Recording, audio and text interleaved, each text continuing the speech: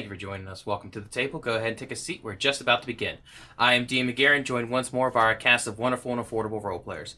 This week is very special. We have, of course, Chief and Aech. Both of them want to come in and talk about our topic today, which is gone but not forgotten. What happens when a player leaves the game? And now this could be for short term, this could be for long term, but I guess I kind of want to go ahead and define what that means right now. So, what do you think of when someone leaves a game? I hate to say it like this, but it depends. Go on. Because you could have somebody that you're not feeling comfortable with anymore, and the whole party is starting to not feel comfortable with anymore, and they leave. It could be even a relief that person's not going to show up anymore. But there could be somebody that's beloved that just scheduling issues makes it where they can no longer come. And then you're going to be like, oh, man, I was really working on my interactions with that character, and I'm not going to see that character anymore. It could be more of a sad feeling. It all depends on how you personally feel about the character that's leaving. True. Very true. H, is there anything you want to add to that? It also depends on how integral that character was to the party, I think. Mm-hmm. If they're, if they're your only tank, that's going to completely change the party dynamics and how you guys attack every problem you come across. So it could be a pretty big problem for you. So let's talk about that. Let's talk about best case scenario, a problem player leaves, right? Woohoo! But at the same time is that, yes, I mean, problem players, they do leave, and we've had problem players. I've been DMing for 14 years now, and of course I've always had players, and it is calls for a small little celebrations, like finally we're free. This person is no longer part of the group. We can actually sit down and have a nice story. But at the same time, you're out a party member. So it's almost a bittersweet victory, like especially if you can't replace them. I think most groups I've been a part of have usually had people kind of on a waiting list to get into the group. So we haven't really had a problem where if somebody has to leave or is asked to leave, like we've usually had backups. Alternatively, people can play multiple characters. I've also been in groups where people do that. If you only have 3 players, everybody's got 2 characters, you got a big old party. It's a little bit weird with some people trying to do 2 different voices at once and talk to themselves, but whatever needs to happen. I can't agree. It is difficult and weird to play 2 characters sometimes. With you and Chief, Mojo? Tell us a bit about, now, that was something that you decided to do.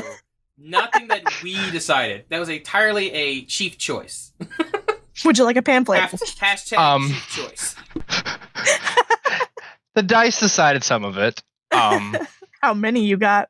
You lucked out with only one. Because if I would have got 20 or something ridiculous, okay, that could have just been something we found later in the story. But because I only got one, I was like, I got to make it special. I got to make it a playable character that comes with us. Mojo. Yes, Mojo. And the DM graciously gave Mojo a voice that I have to now try my best to replicate, which is a crazy voice.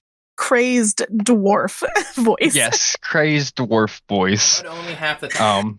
He's getting better. It's true. It's true. A lot better as time goes on. I think if Mal could talk to him a little bit more, he'd be a little bit better. She tends to be able to snap him out of his lunacy with fear.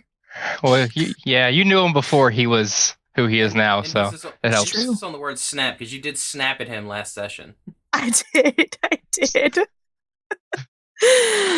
A couple times, actually, because she realized that she got results. So she was like, oh, okay, he reacts to the anger. Good.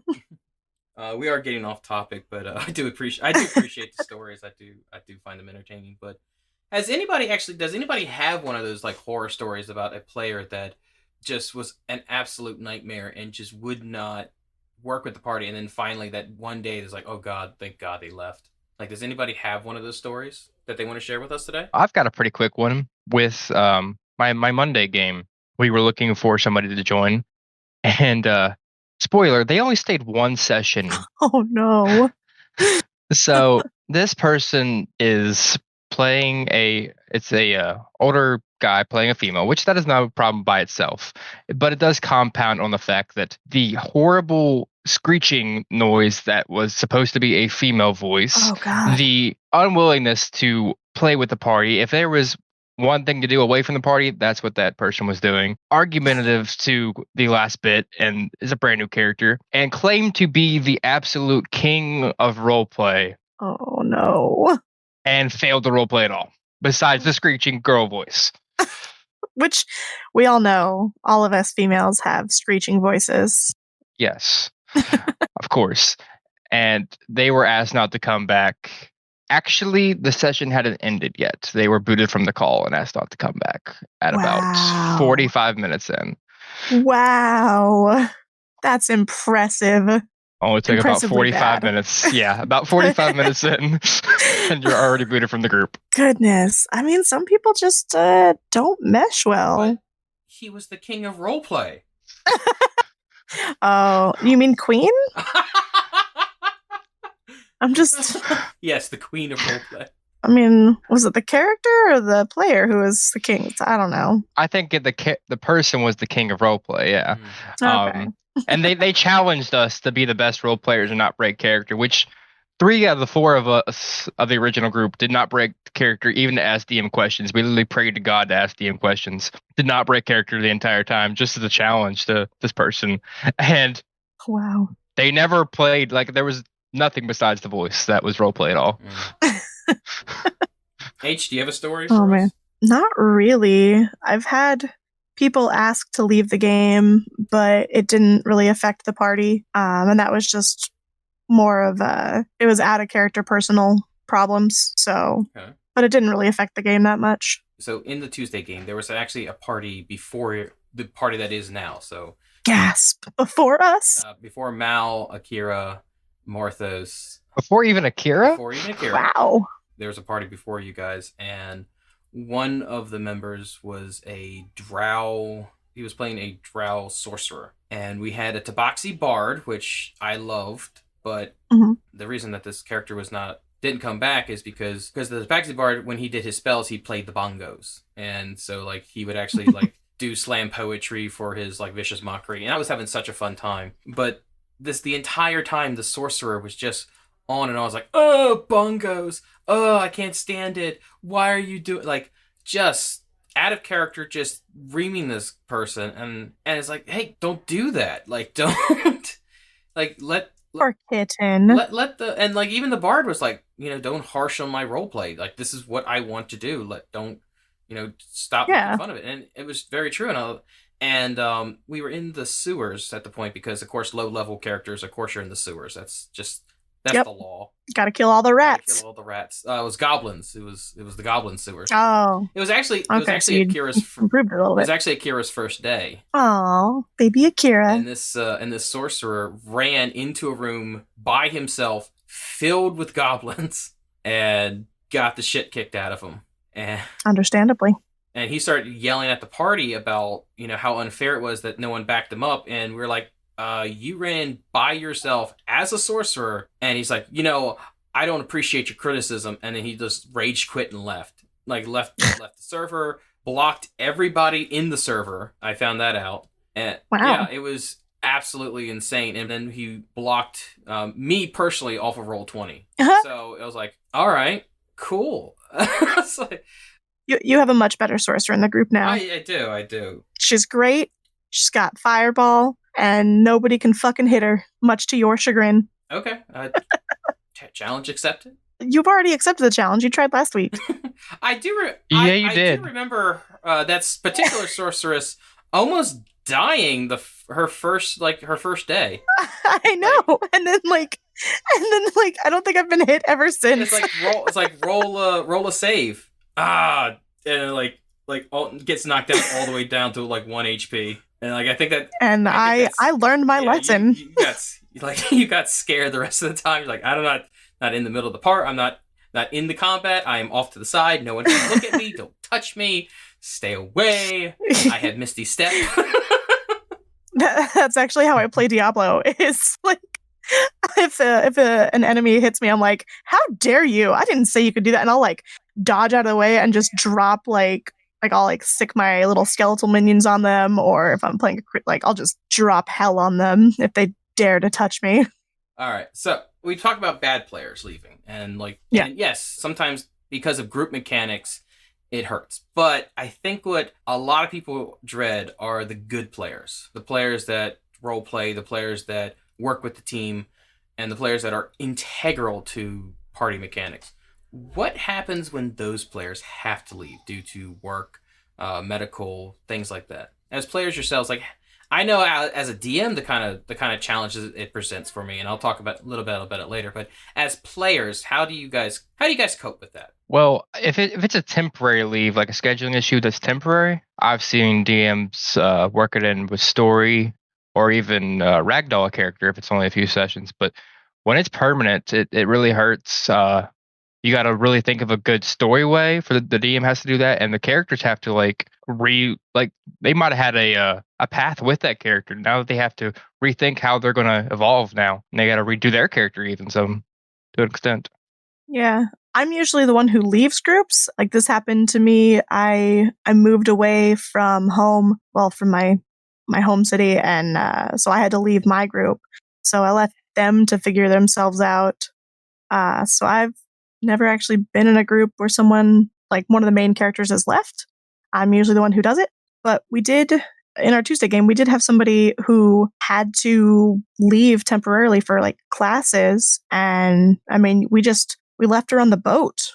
We made it a political thing. A dwarf can't step into the elven lands kind of thing. So it just ended up working in our favor when she had to leave the group permanently. We have yet to make it back to the boat anyways, so it kind of worked out. But I think weaving it into the story is the better way to go rather than just having them killed off randomly, because that's never fun. Yeah, I was part of a group that, like, if you left the group, like, the DM would just kill your character, like, in a brutal way. And I didn't find that very fun.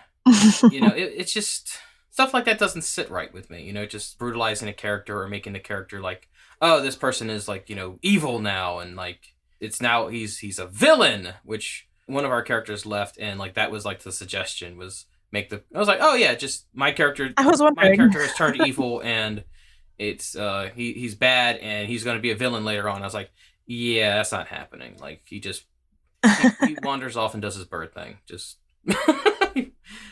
Oh, yeah. Yeah, I just think killing them off is unnecessary and unimaginative, honestly. Yeah. Like, as a DM or even as a party, like, you should be able to... This is role-playing. You should be creative enough to come up with a reason for them to leave the party. Well, honestly, it really depends. It really, honestly depends on the character that they have. Yeah. And I don't know if a lot of people know. I don't know if like a lot of people like you guys know this, but one of your favorite NPCs was a player character at one point. Breeze? No. Well, no. I said favorite. Oh. Drace? Drace was a player character at one point, and unfortunately, unfortunately, the player got really sick, and I didn't feel right, killing his character off because it wasn't his fault that he couldn't join us anymore. And so that I made him an NPC as a permanent fixture in the game. Nice. Yeah, so. Oh, that's cool. That's a creative answer to the problem. Yeah, unfortunately, I had to write an entire, like, I didn't expect that character to be as popular as he was. Like, you're welcome. So, like, it wasn't just Mal in that whole thing. It's like, everybody started like Akira, Volan, everybody started like talking to him. It was like, and I made this character like as off-putting as possible. Like, didn't want to talk to the party. He feels like you guys are. He feels like the party is like kind of just. I was like, you're hired hands. You're unsophisticated. You give my lord a bad name. Just stay in your lane and leave us alone. Like, we all did the opposite. That's how the character played his character, and I stick with that. And then you guys started talking to the character, and I had to develop a backstory. So now this, so now this wooden character becomes has now 3 dimensions, and like the party is like, oh, I like this character. Like I've threatened like, oh, I'll just let Drace is just going to get off the boat, and like that's the end of his story. And like, no, we're currently worried that he's dead. Remember? I didn't say anything about that. No, We're because of the. We're currently worried about him, though. Yeah, we are currently worried about it. We're miles and miles away from him, but like my character ended up seeing like a vision of him like laying in bed, sick, possibly dead, and so now we're all worried about him. So This standoffish character. I mean, for those listening and like keeping up with our rants and our getting off tangents on this stuff right now, but just because a player leaves the game doesn't mean the character has to. You can use that as a tool to make it a very interesting character, or build upon that character and make it a part of your world. It might work, it might not, but I've had very good success with it. As you can, they can be quest givers. You can ask H about if I had good success of turning a PC into an NPC. I will. I can talk for hours about Drace. Unfortunately. Yeah, this wooden NPC. I can talk about how much he is wonderful, how wonderful he is, and how much Mal loves him, and how much he means to her as her mentor. Yes, that's right. He is her mentor. I don't care what he says about it. That at all. Speaking of so we got off tangent again. Hopefully everybody's enjoying these like little stories. It's all right. So, but coping with a player leaving. So if a player leaves like for a couple sessions, yes, it's hard. And what do you guys find to be the best way to handle like the temporary leaves? Like, if you guys had to not be there for a session, how would you want your characters portrayed? Want your characters just off in their own little world, like, just doing their own thing? Or would you prefer like someone controlling your character, or would you prefer the DM to control your character, or just not have the character involved? Like, how would you guys, if you guys had to leave for 2 to 3 sessions in a row, how would you want your characters handled? Before we go into that, one last point on the other thing. Okay. So the complete opposite of making an amazing NPC out of a PC, there's the other option that you've also implemented before, is just we all pretend it never happened. Like that person was never there, never been mentioned again, never comes up, like just out of everyone's memory. Actually, I hate to say this, but that's not actually what happened. We have no idea what happened. You all have not talked about it, but there's a lot happened behind the scenes that you guys don't know about yet. And if the next month allows it, you guys are going to find out. Oh Lord. Okay, interesting. Yeah. His pamphlets were better than yours. I hate it. Better not be. I hate to say it, but I'm doing the thing again. Like, you're doing the thing again? Yeah, trauma. Oh no. You guys. That'll be interesting. We all assumed he poofed, but okay. Yeah. Of course, you're too good of a DM for that. I have.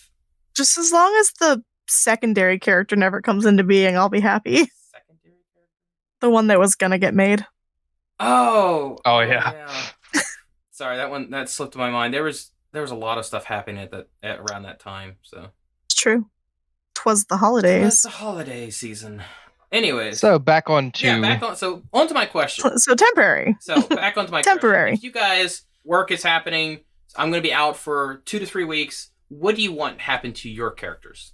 Like presently in our current Tuesday game, I would just hope Mal finds a library and posts up for 2 days, or however long the party is gone. Like. That's what I would have her do, is just go full researcher mode. Yeah, I'm gonna say it depends again, because what's going on in the story, I might say, hey, just use me in combat. Yeah. But if we're like doing a roleplay heavy session, I'm like, oh, these are my objectives that I want to accomplish. Mm-hmm. So it really depends where we're at, and it depends on literally physically where we are. Like right now, we're basically in a dungeon, so I don't even know that I would have that option. Right. Like, I think she would just have to go sit next to a mushroom or something and read the books that she has in her bag of holding. But she's already read all of them, so. So you just be like, hey, use me in combat as needed. Yeah, just like, you know how I do. Drop a fireball. Okay. So sit in the bag, drop fireballs. A radiant ball. Here's my question then. Here's my question at that point is, do you feel comfortable with another player controlling your character? Or would you prefer the DM to control your character? And I'm not saying like the DM me, but like just the player or the DM in a general sense. What do you feel more comfortable with? Usually I'm going to pick the Depends. DM. Okay. Usually I'm going to pick the DM unless I know somebody really Yeah. well. Okay. That's what I was gonna say. Is it would be whoever I feel I like, either I know the most or who knows the character the most. So maybe whoever they interact with the most, or maybe whoever I interact with the most. Just whoever I think knows the character the most. Also, whoever is going to take the best notes. Especially if the DM is like busy with it's a big session, lots of things to move around. I'll give it off to a character if I think they can handle that. Yeah. Because I do have notes. and notes.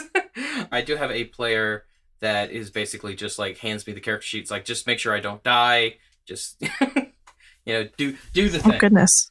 Like now with Sunday nights, it's definitely more of the character has gone poof, and we don't talk about the character. It just because the Sunday night story is a little bit different, where it's not as personal. I always find it's more plot driven. So as long as we're following the plot, the characters are kind of interchangeable. We don't get too much into backstories too much with unless it's integral to the plot. Right. So we in one of my old games back in high school, the DM had something called the party jar, and if you missed a session, basically it was this like pocket dimension basically, and your character and all their things ended up in the jar, and like everybody like in character knew about it, but they didn't question it. Like people would just randomly go into the jar and come back out at random, and it was just like it was a common thing, so no one like worried about it. It was just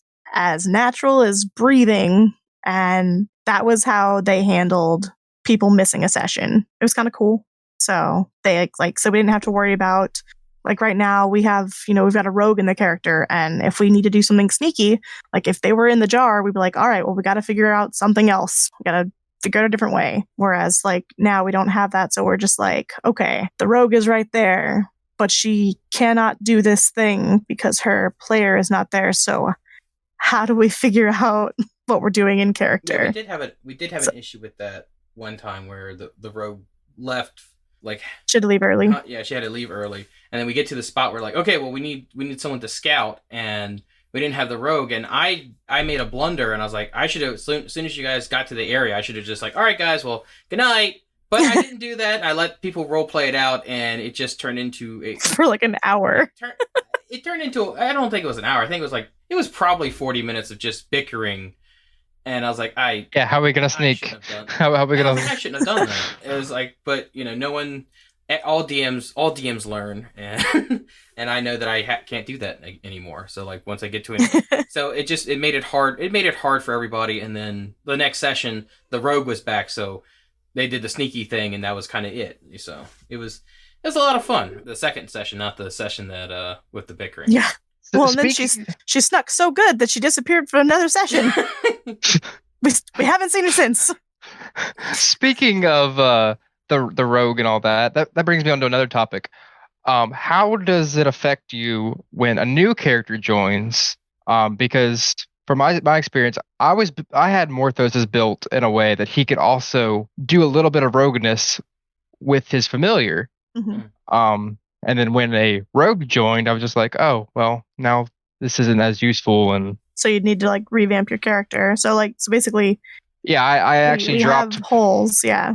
I dropped one of my abilities to get more combat oriented with my familiar instead. So but I have a I have an issue with Mary Sue characters. And it's just characters that can do everything. It's A, they're boring, and B, I do enjoy party roles myself, so I do enjoy, like, if you're going to be a rogue, then, do the roguey things. Now, I have made rogues that are not good at roguey things. Case in point, H brought it up earlier, a character named Breeze, who is a rogue, but he's not like he's not a dungeoneering rogue, he's more of a talky rogue. Like, he likes to talk, and he likes to, find things out and question. He's a charlatan.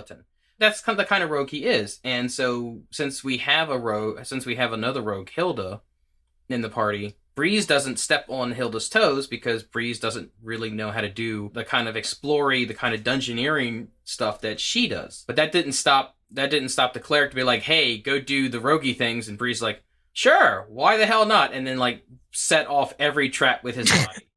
Like that's But he was dexterous enough to get out of the way of most of them, so it was okay. very true, but all but like three. all but three.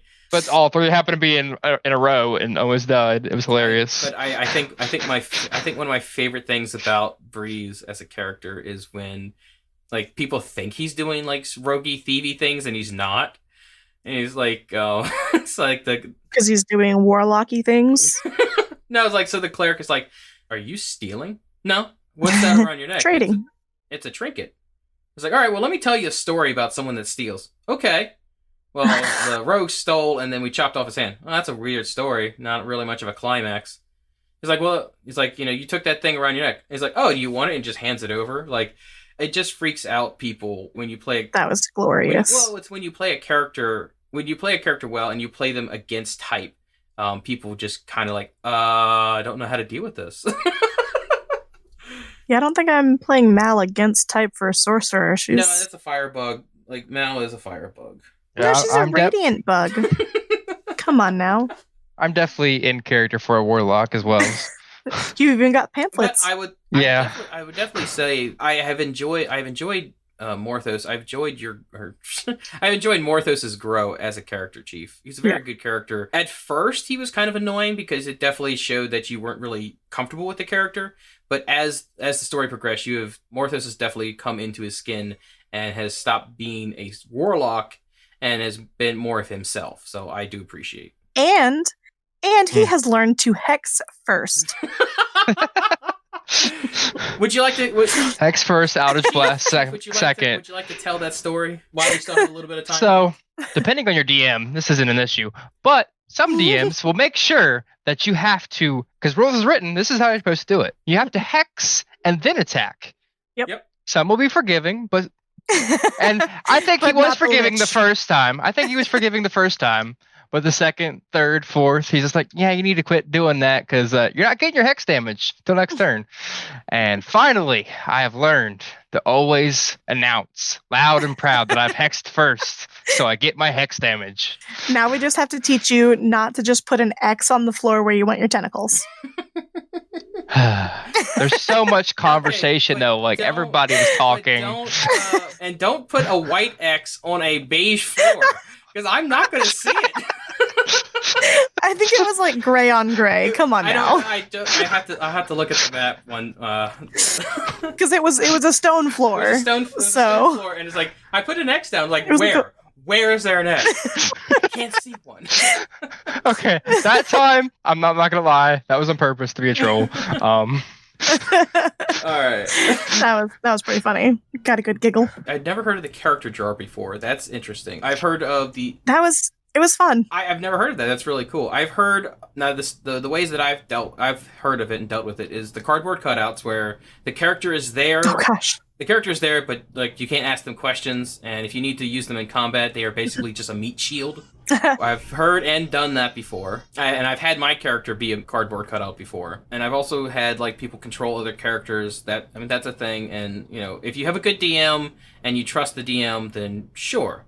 Now, if you have a DM that is notorious for killing characters, not the best idea. Yeah, I've controlled my fellow party members' characters before if they had to miss a session. Yeah. So it's not too bad. Now, the next part is like the character, like the player has left. They are gone. They're not coming back. And now your party dynamic has been thrown off. The only tank is gone. What do you guys do? Yikes. Do you guys reconfigure your characters, or do you guys soldier on and hope for the best? I mean, if it's...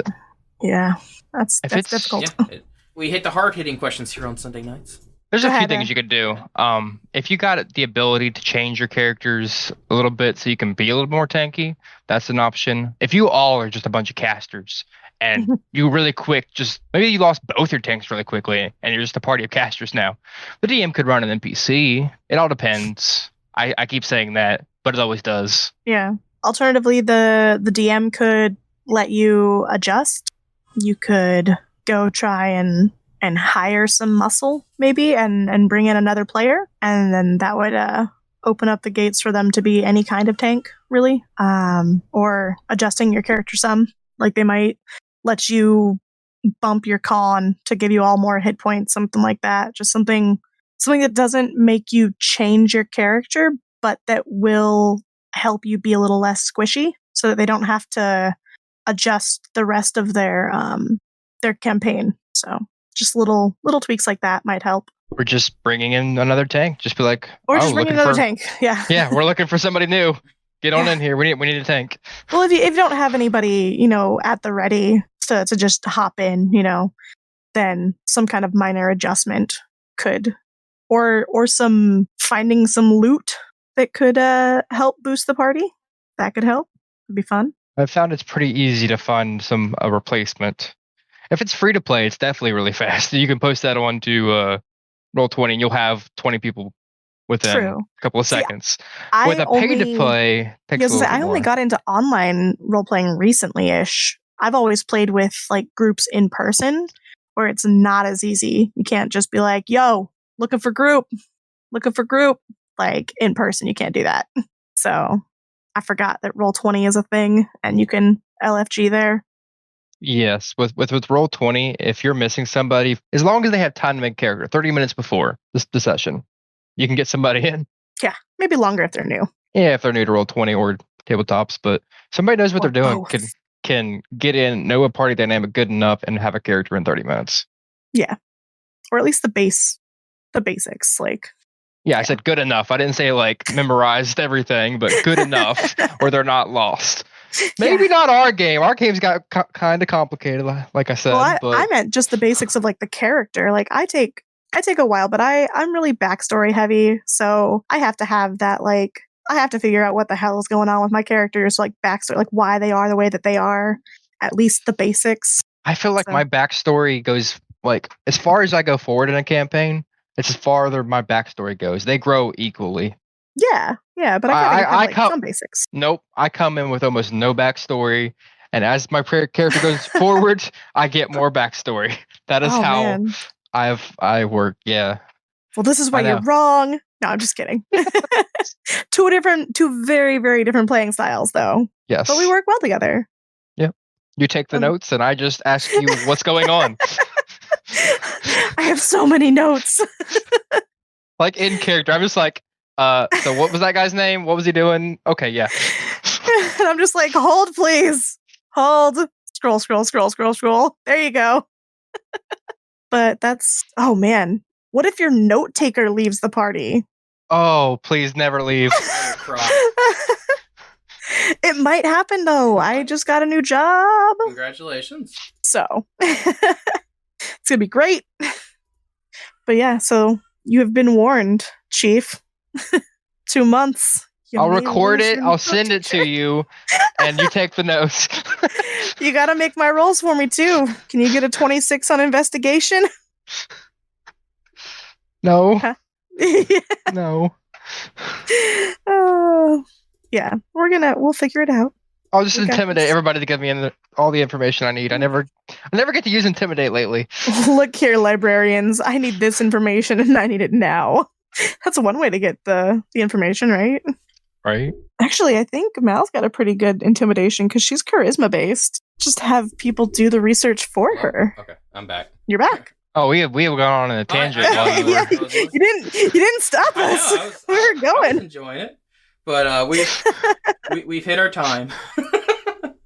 Oh, alas, we knew you well. Thank you guys very much. I did have a wonderful time talking with you. Thank you for sharing the stories. We got a little bit off tangent, but I mean, it was a lot of fun. So I appreciate it. Everybody listening out there today, I do hope that you all enjoyed it. And we'll see you all next week here on Sunday nights. Minstrels, play us out.